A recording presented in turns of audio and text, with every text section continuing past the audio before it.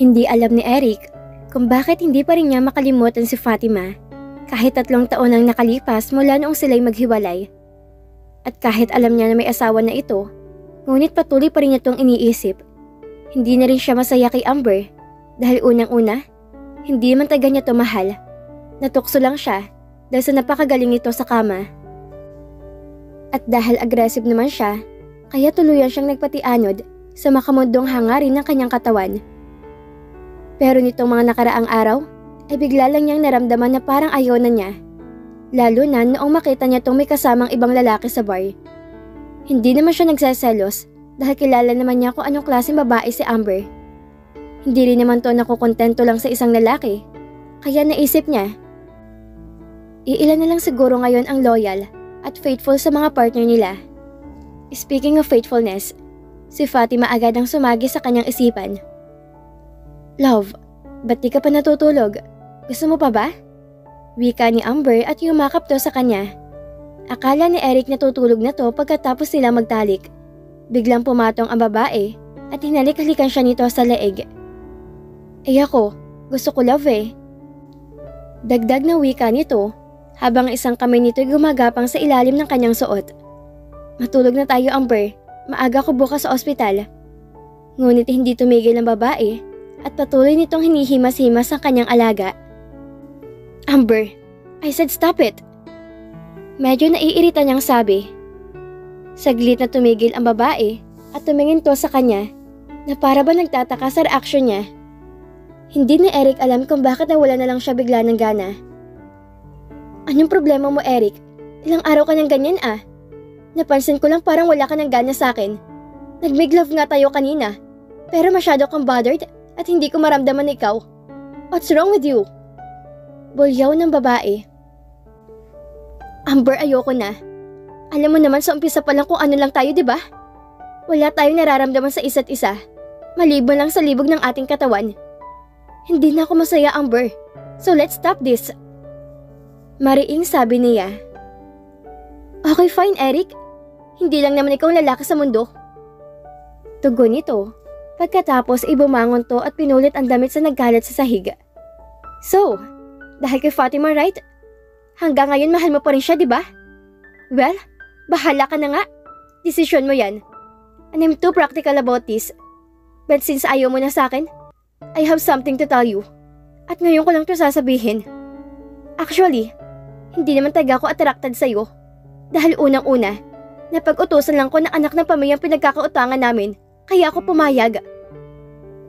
Pagtatapat nito, bahagyang kumunot ang noo ni Eric. Hindi niya maintindihan kung anong ibig sabihin nito. Kilala mo bang pangalang Jewel Gonzalez? Yun ang tagang dead na dead sa'yo. Diba magkaibigan kayo noong college days? Pero hindi mo siya pinansin dahil nga si Fatima nga napagtuunan mo ng atensyon.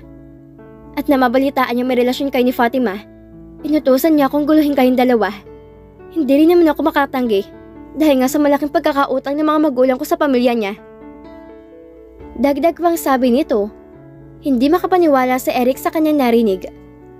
Oo nga't alam niya na may gusto sa kanya si Jewel noong college days sila. Ngunit dahil hindi siya interesado dito, ay hindi niya to napagtuunan ng pansin. Nililigawan na kasi niya nung time na yun si Fatima at saka ang balita niya, ex-girlfriend to ni Hendrix na ngayoy asawa na ng kanyang dating nobya. O siya, aalis na ako Eric. Kagaya mo, bored na rin ako sa sitwasyon natin. Lalo na taging abala ka na sa trabaho mo these past few days. Actually, hinintay ko lang na ikaw mag-open up sa akin. Casual na wika ni Amber. Tunay ngang wala tagatong pagmamahal sa kanya at ang lahat ay bunga lang ng matinding libog sa kanilang katawan. Nang matapos ang magbihis ang babae, ay umalis na to sa kanyang kondo. Napabuntong hininga na lamang siya dahil ganun lang kasimple magwakas ang kanilang pagsasama ni Amber. Hindi man lang to nalungkot, nagalit o kaya'y nadismaya. In fact, mas natutuwa pa to dahil makakahanap na naman ng bagong lalaki. Bigla na naman niyang naalala si Fatima. Sariwang-sariwa pa sa kanyang alaala kung bakit to umiiyak na umaabutan nito silang dalawa ni Amber sa banyo. Alam niya kung gaano to nasaktan dahil mahal na mahal siya nito. Mahal din naman niya to at kung may pagkakataon pa sana para magkabalikan sila, ay gagawin niyang kanyang buong makakaya upang mabawi niya to mula kay Hendrix Montefalcon. Sigurado naman siyang mahal pa rin siya ni Fatima. Nakikita naman niya yun sa mga mata nito noong huli sila magkita sa birthday celebration ng nobyo ng kaibigan ni Amber. Pero ang tanging pinagtataka lang niya ay kung bakit nagpakasal to kaagad kay Hendrix ngayong kakahiwalay lang nila noon. Imposible namang nakahanap agad to na mamahalin sa kanyang pagkakakilala nito. Hindi to yung klaseng babaeng madali lang ma-inlove. Di kaya dahil sa pera, kaya pinakasalan niyang anak ng isang bilyonaryong may-ari ng pabrika? Isang bahagi ng kanyang isip ang nagtatanong, kailan pa naging mukhang pera si Fatima? Kung tutuusin naman, mayaman din siya. Hindi nga lang kasing yaman ni Hendrix, pero may bibubuga din naman siya. Nasa ganoon siyang pag-iisip nang tumunog ang kanyang cellphone. Nang tingnan niya to, ay hindi nakaregister ang numero ng tumatawag sa kanya. Pero sa isip niya baka isa lang sa kanyang mga pasyente, kaya dali-dali niyang pinindot ang accept button. Hello? Hello, Eric Castillo? Boses ng isang babae sa kabilang linya. Yes. How may I help you? Formal niyang sagot. Eric, this is Jewel Gonzalez. Remember me? Nagtataka siya kung paano nito nakuha ang number niya. Pero agad niyang naisip, baka itinanong nito kay Amber. Of course. How are you, Jewel? It's been a long time. I haven't heard anything from you. Ang huling balita ko'y nakapag-asawa ka na raw ng taga-France. Wika niya. Yap, but divorced na kami 5 months ago. Kaya bumalik na lang ako dito sa Pinas at gusto ko na lang ipagpatuloy ang modeling career ko. Oh, I see. Maybe we can go out for a dinner some other time, Eric? You know, for old time's sake. Wika nito. Yeah, sure. Pauwi na roon si Patrick mula sa ospital ng kanyang pinagtatrabuhan na mapansin niyang isang pamilyar na babae na kalalabas lang mula sa isang beauty salon. Kasama nitong isang matangkad na lalaki at masaya-masaya sila habang magkahawak ang kanilang mga kamay. At nang tumapat na ang kotse niya kung saan naglalakad palabas ang dalawa, ay unti-unti niyang nakilala kung sino yon. Fatima? Usal niya sa kanyang sarili. Hindi siya maaari magkamali. Si Fatima talagang nakita niya at kasama nito si Hendrix. Hinihinto niya ang kotse sa may di kalayuan at mula sa side mirror itiningnan niya ang dalawa habang papasok ang mga to sa kanilang Mitsubishi Expander. Napakaganda ni Fatima sa bagong ayos nito. Sopistikada na rin tong tingnan sa suot nitong damit. Hindi niya akalaing ganong kalaking pinagbago ng kanyang dating nobya. Nababalot ng panghihinayang ang kanyang puso dahil sa kanyang nasaksihan. Kung hindi lang sana siya nagkasala sa kanilang relasyon noon, ay tiyak na siyang kasama nito ngayon. Isang malalim na buntong hininga ang kanyang pinakawalan bago niya pinaandar muli ang sasakyan. Habang nasa daan siya, ay hindi niya mawaglit sa isipan ng kanyang dating nobya. Bumabalik sa kanyang alaala ang 4 na taon nilang relasyon. Wala naman siya naging problema kay Fatima dahil mabait ito at maunawain. Ni minsan hindi ito nagdidemand sa kanya at kahit may pagkakataong hindi siya nakatext o nakatawag dito dahil sa pagiging abala niya sa trabaho, ay palagi pa rin siya nitong inuunawa. Siya ang unang lalaki sa buhay nito at masaya siya doon. Ngunit dahil sa pagiging aggressive niya, hindi niya napigilan ang tawag na lamang nung akitin siya ni Amber. At nang pumunta to sa kondo niya, doon nangyari ang hindi inaasahan sa mismong araw pa talaga ng birthday niya. Hindi rin naman kasi niya ina-expect na sosurpresahin pala siya ni Fatima. Inaamin niyang nasaktan siya noong nakita niyang umiyak to. Sinubukan niya nga tong tawagan, ngunit hindi nito sinasagot ang mga tawag at text niya. Nasa ganoon siyang pag-iisip nang bigla mag-ring ang kanyang cellphone. Nang tingnan niya to, ay ang kaibigan pala niyang si Tristan. Yes bro. Haniya, saan ka ngayon bro? Tanong nito. Pauwi na ng kondo, hangout muna tayo? Bihira ka nang nakakasama sa amin Isama mo lang si Amber. Suhasyon nito. Nope, wala na kami bro. O ganun ba? Nagsawa na ba sa kanyang pagkalalaki mo? Sabay tawa ng kanyang kaibigan. Tamang-tama, edi maghahanap tayo ng bago. Dagdag na wika nito. Matapos ang sandaling pag-iisip, ay nagpaunlak na rin siya sa panayaya ni Tristan. Matagal na rin niya tong hindi nakakasama sa mga hangout kasi nag-out of country ito. Matalik na kaibigan niya to at kaklase noong college. Kaya lang hindi nakatapos ng pag-aaral dahil biglang naglayas.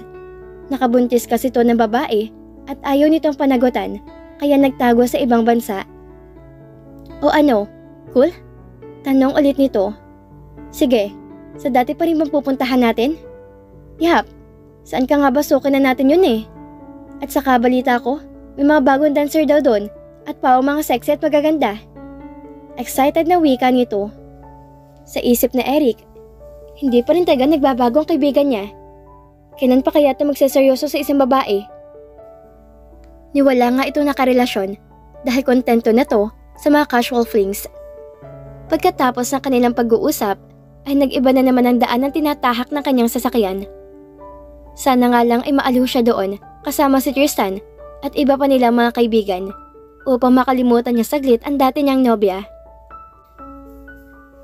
Kasulukuyang nasa loob ng fitting room si Fatima habang sinusukat ang damit na isusuot niya sa Thanksgiving party ni Hendrix mamayang 7:00 ng gabi matapos tong mahirang na CEO sa shoe factory na pag-aari ng kanilang pamilya. Ito rin naman kasi ang nakasaad sa last will and testament na mayapang ama nito. At dahil sa nakapag-asawa na ito sa edad na 30 ay pagkakatiwala na rito ang buong pamamahala ng pabrika. Medyo kinakabahan na nga ang dalaga dahil alam niya maraming dadalo sa party. Unang-una, ang mga empleyado, mga kakinikilalang negosyante at mga mayayamang kaibigan ng pamilya Montefalcon. Tiyak din niyang pupunta doon si Jewel at lahat ng mga alipores ni Madam Romina. Kaya kailangan niya maging presentable dahil sa pagkakaalam ng lahat, siya ang asawa ng CEO ng pinakamalaking shoe factory ng bansa. Isang purple na v-neck sleeveless lace-up maxi dress ang kanyang napili. Dahil sa tingin niya, nababagay ito sa kanya.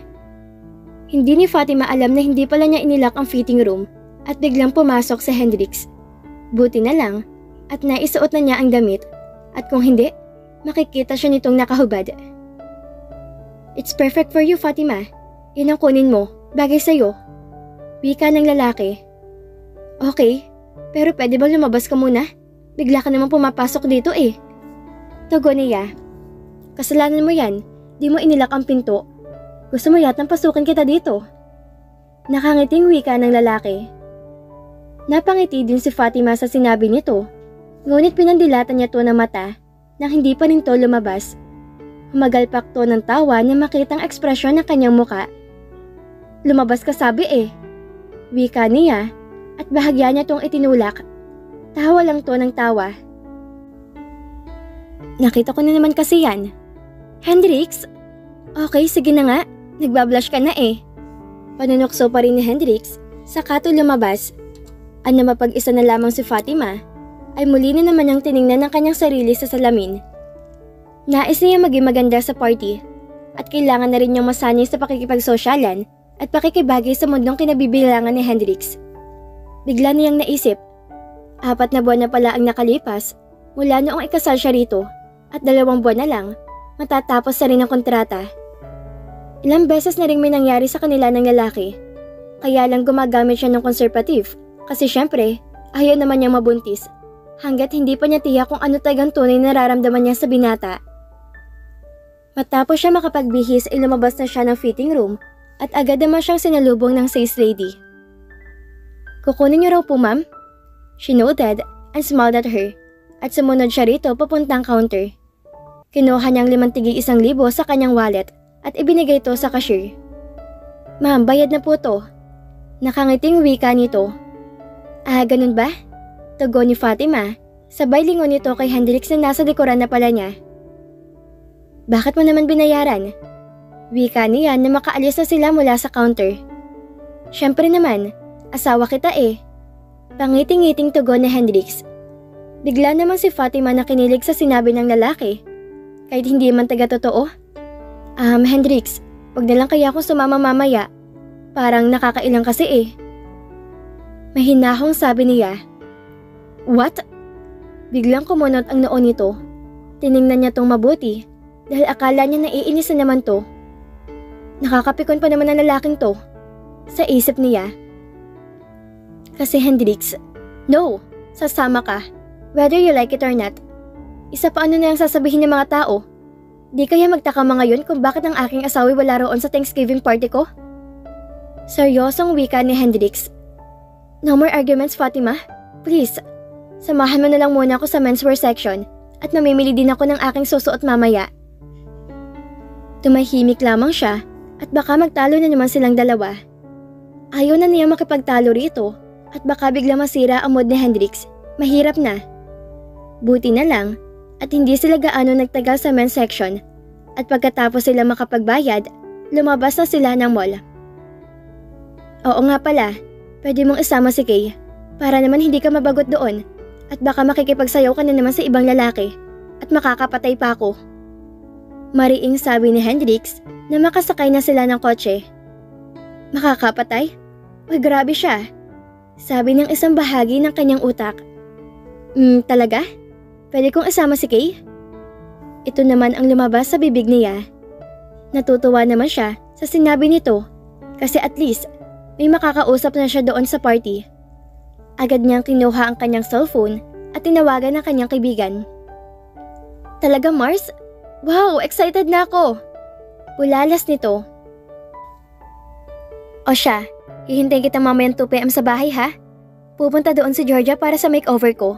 Magpapaayos ka na rin sa kanya, kaya wag kang malate. Wika ni Fatima. Wala ka nang poproblemahin sa isusuot mo. Sasabihin ko na lang kay Georgia na magdala siya ng damit para sa'yo. Naku, salamat Mars. Sabi nito. Pagkatapos sila mag-usap sa cellphone, ay agad na nagpaalam sila sa isa't isa. 6:30 pa lang ng gabi ay nasa party venue na sila. The Thanksgiving party was held at Viking Luxury Buffet na isa sa mga high-class na restaurant sa Marikina. The whole ambience was totally amazing. The place was well-decored and well-organized at halatang pinagbutihan tagato ng event coordinator. Pagpasok pa lang nila sa may pintuan, ay agad sila naging center of attraction. Hinawakan ni Fatima ang kamay ni Kay habang isang kamay naman niya ay nakapulupot sa braso ni Hendrix. Mars, hindi ako sanay na tinitingnan ng mga tao. Pabulong na sabi niya. Ngumiti ka lang Mars, syempre nagagandahan yung mga yun sa'yo. Nakangiting sabi nito. Nakita niyang nagbulong-bulungan ng ibang kababaihan ay sa tingin niya, mga alipores yun ni Madam Romina. Pero wala naman ng bruha, sabi ng utak ni Fatima. Hanggang sa makarating sila sa table na nakalaan para kay Hendrix at dahil sa asawa siya nito. Kuno, kaya doon na rin siya umupo kasama si Kay. Pagkaraan ng ilang sandali, ay dumating na si Madam Romina at kasama nito si Jewel. Hindi nga si Fatima nagkamali sa sapantahan na tagandadalo sa party ang ex-girlfriend ni Hendrix.